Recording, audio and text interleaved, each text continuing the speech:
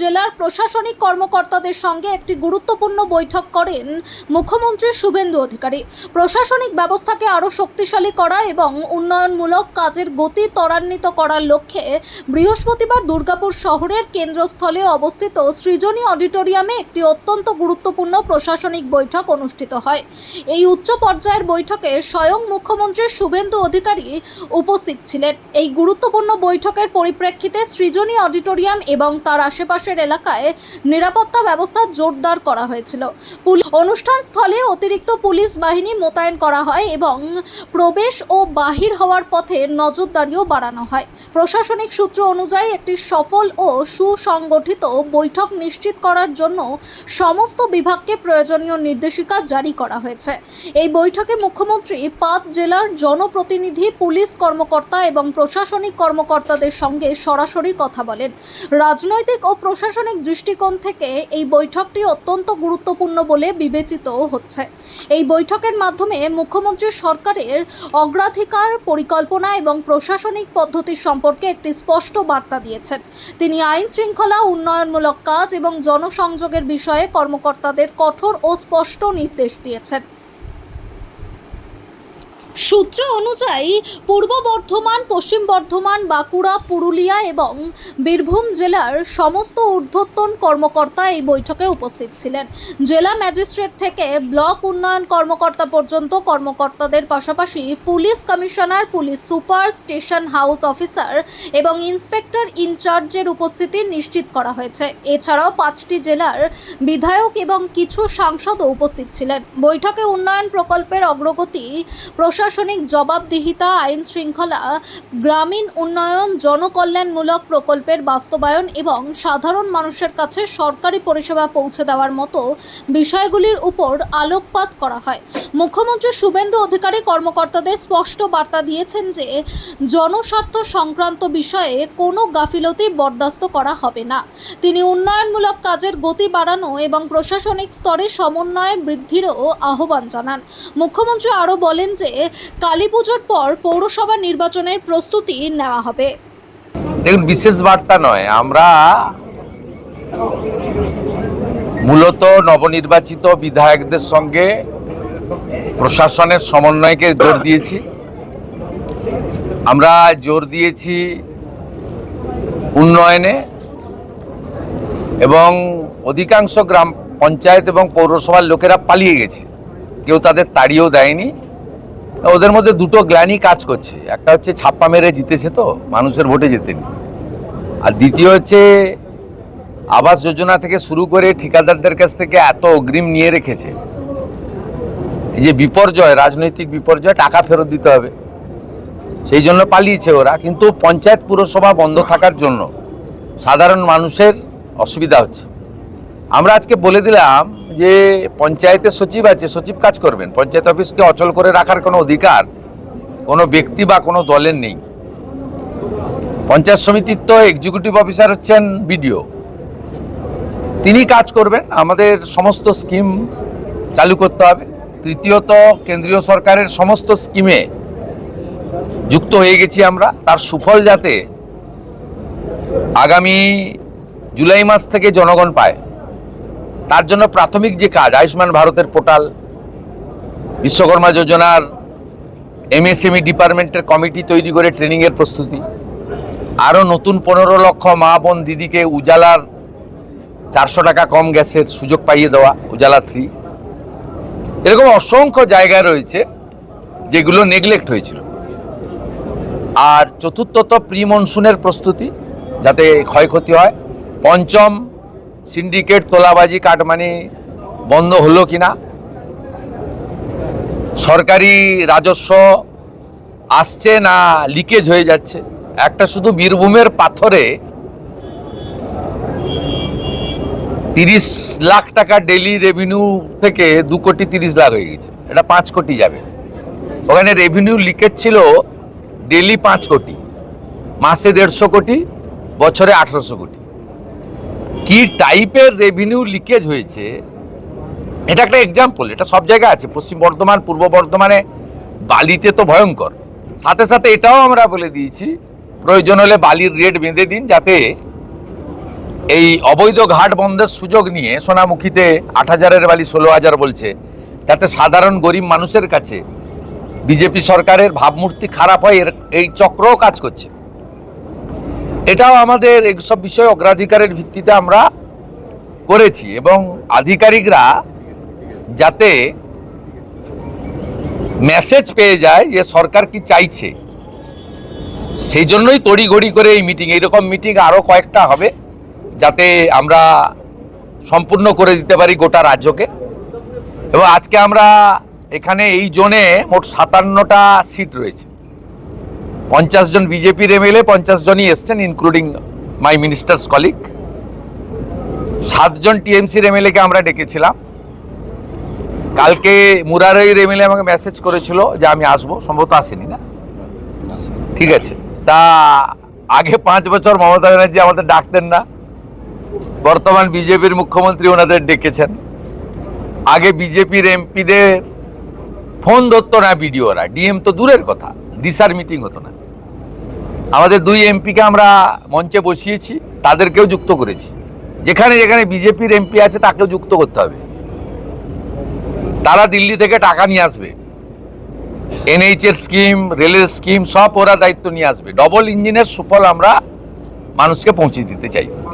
পরিশেষে দুর্গাপুরে শিল্পাঞ্চলের বিষয়ে আমাদের 2-3 মাস আপনারা দিন। এখানে লক্ষণ গোড়াই, চন্দ্রশেখর ব্যানার্জি, আমাদের পার্থ ঘোষ, বিজন মুখার্জি, অগ্নিমিত্রা পাল, কৃষ্ণেন্দু মুখার্জি, ডক্টর অজয় পোদ্দার, জিতেন তিওয়ারি, আমাদের সবাই বলেছেন যে একদম আসানসোল, চিত্তরঞ্জন, অন্ডাল থেকে দুর্গাপুর পর্যন্ত এটাকে প্রায় খরা করে দিয়েছে।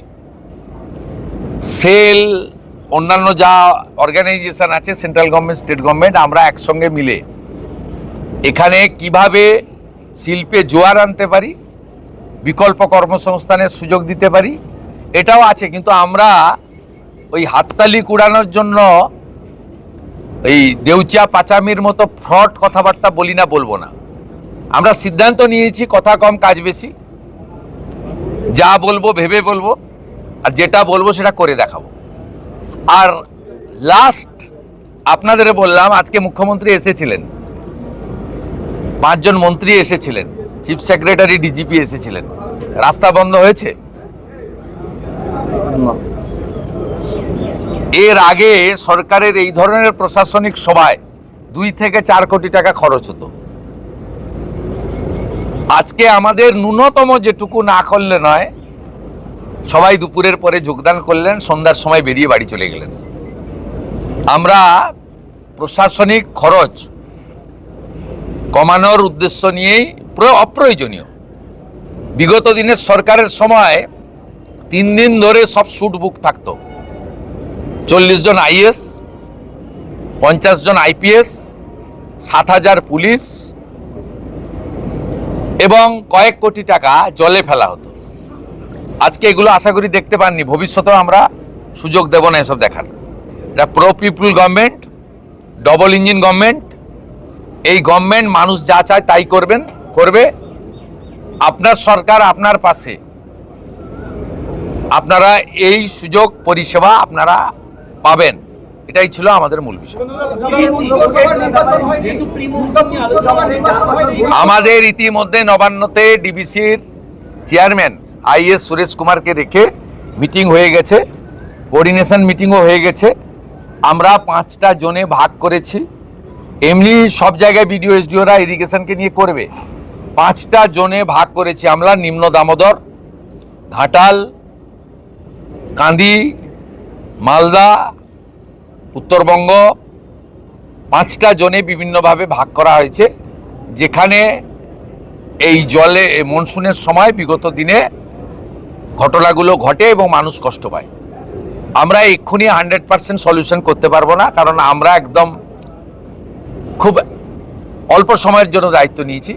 কিন্তু সরকার ক্যালাস সরকার হবে না, আর পাহাড়ে মানুষ ভেসে চলে যাবে, আর মুখ্যমন্ত্রী মা দুর্গাকে নিয়ে প্যারেড করবেন, এসব কাজ এই সরকার করবে না। এটা সংবেদনশীল সরকার, সচেতন সরকার, জনগণের প্রতি দায়বদ্ধ থাকা সরকার।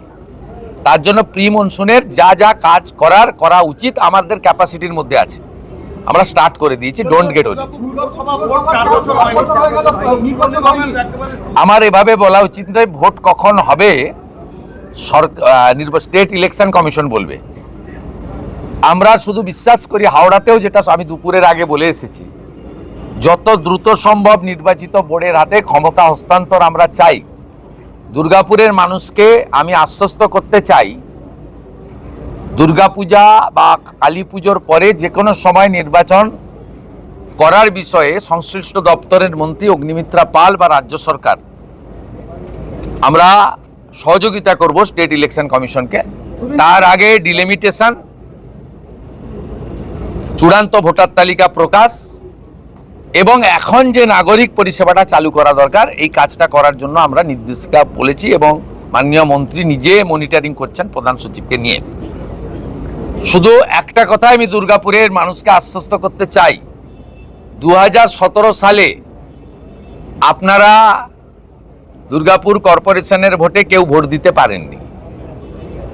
ভারতীয় জনতা পার্টির শাসনকালে কোনো নির্বাচনে কোনো ভোটাধিকার থেকে বঞ্চিত হবেন না। আমাদের সময়কালে একটি রিপোল চলছে, ফলতাতে আপনারা শত চেষ্টা করেও উৎসবের পরিবেশ ছাড়া অন্য কিছু ছবি দেখাতে পারেননি এবং 90% পোল রিপোলে হয়েছে।